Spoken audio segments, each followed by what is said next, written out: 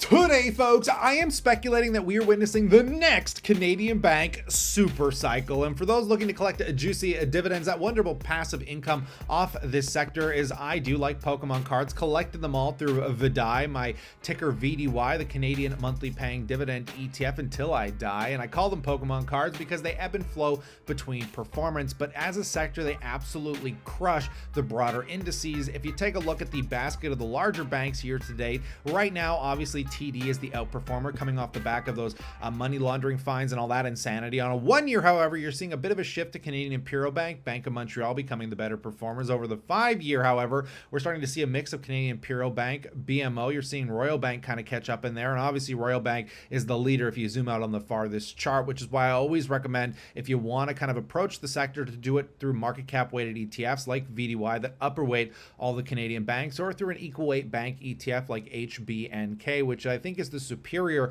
in the Canadian ETF market over the next comparable. A lot of people like the BMO equal weight bank ETF, ticker ZEB, but I recommend this one because it's a bit newer and comes with a much lower expense ratio of only 0.09%. However, we're living in an unattractive time for the banks because year to date, trading up 16%, we've seen an alleviation of the higher dividend yield we've kind of got accustomed to, and I think the market has been driving up the bank sector through insider trading. I think somebody knew what was going to happen in the upcoming earnings and drove the values up to high levels we've never actually seen before in some of the history of these banks, like Royal Bank that's trading at a record high price to earnings multiple. But let's talk about Bank of Nova Scotia here. This one is still trading at a relative attractive place. I told you when you look at these banks, you could pretty much trade them off where the yield is at. And what I mean by that is if the yield is trading at record highs, you load the friggin' boat because eventually they always seem to recover. They are the most stable banks in the world. They are renowned for surviving recession and, dare I say, even depression like events like 2008 where global banks were going under. The Canadian banks actually resiliently rode through that. And anybody that's ever gotten a mortgage here in Canada, you'll realize how hard it is. Even if you have money, a credit score means nothing here. They only care about your income. And as somebody, not as a brag, but as somebody that could have just paid off the property in full, they still really didn't want to give me a mortgage, which kind of blew my mind, but also gives me a sense of security. As my mother reminded me, it goes to show that, hey, those people that want to take that risk on and get that debt, at least they made it hard as hell, which means these dividends are likely highly secure against many other financial institutions in the world. If we do take a look at the dividend growth rate on Bank of Nova Scotia, nonetheless, it's not nearly as appealing. If we take a look at the dividend scorecard, we're talking about a 3.52% 5-year annual growth rate, which kind of sucks because obviously we're going to be looking at getting our full rate of return probably off the yield if we can lock in a 6 or 7% when it dips, and then anything that comes thereafter is just a cherry on the cake. But I prefer VDY. The 5-year growth rate is around 8%. Again, the basket of these stocks performs better than the individuals, but nonetheless, taking a look here, guys, Scotiabank reported $2.53 billion third quarter net income, up from $1.91 billion a year ago.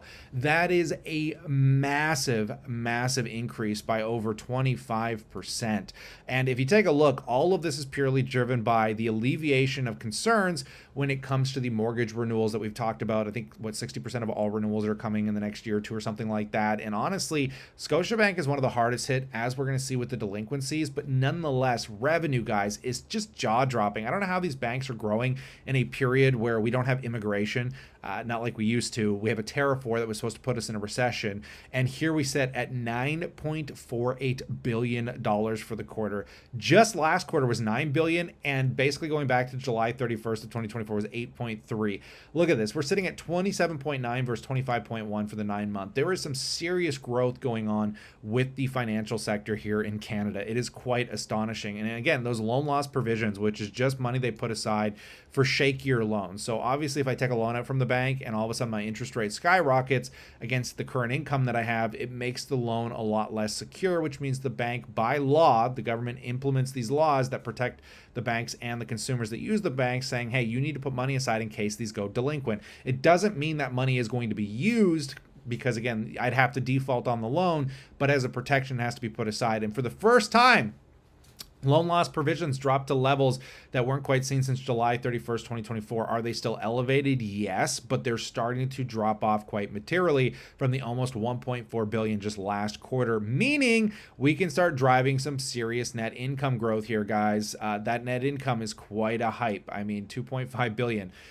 Quite extensive, and that's driving net earnings up. Like, I mean, look at earnings, $1.84 versus $1.48 just last quarter, guys. We're still on a 9-month basis, not where we were in 2024, but you have to imagine if this trend continues, yeah, the next few earnings for net income are going to be absolutely jaw-dropping. Now, from the revenue growth, before we look at the delinquencies, basically global wealth management, I think anything really on the global side is where their growth is currently coming from, because Canadian banking is only up 2%, but you have to keep in mind here too, I'm finding that the trading platforms are doing much better, as we've seen with Robinhood. Many of these banks are seeing really great growth from that wealth management segment. So I think that's going to be the driving segment for most of the banks this quarter. But when we look at those 90-day past due loans, this is still concerning. It's a concerning trend. We're not anywhere near numbers of like, oh my God, it's the end of the world, but this could just be the fact the bank is still growing at an excessive clip. But look at mortgages.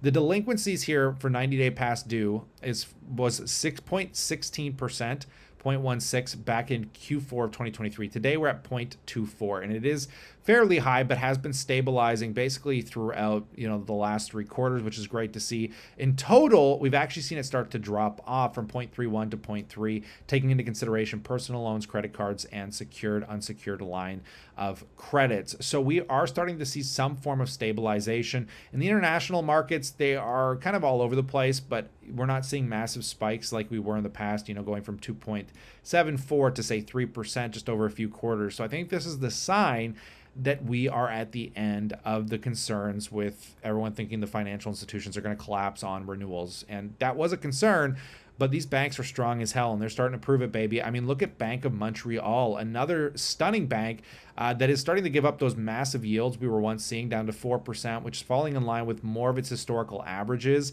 So we're back to more, nominal levels for the dividend here with BMO. BMO is a bit of a better dividend grower than I'm going to say Scotiabank is, and it definitely has the numbers to support it.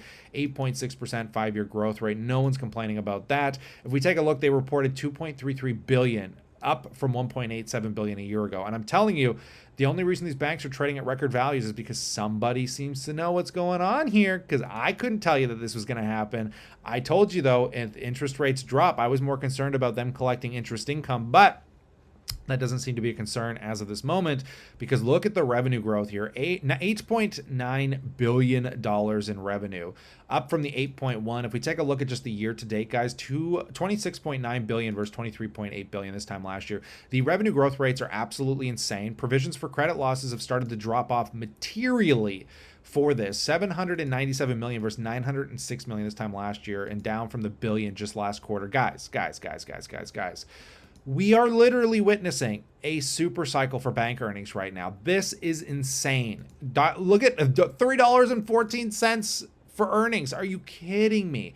$8.47 year to date for $6.57.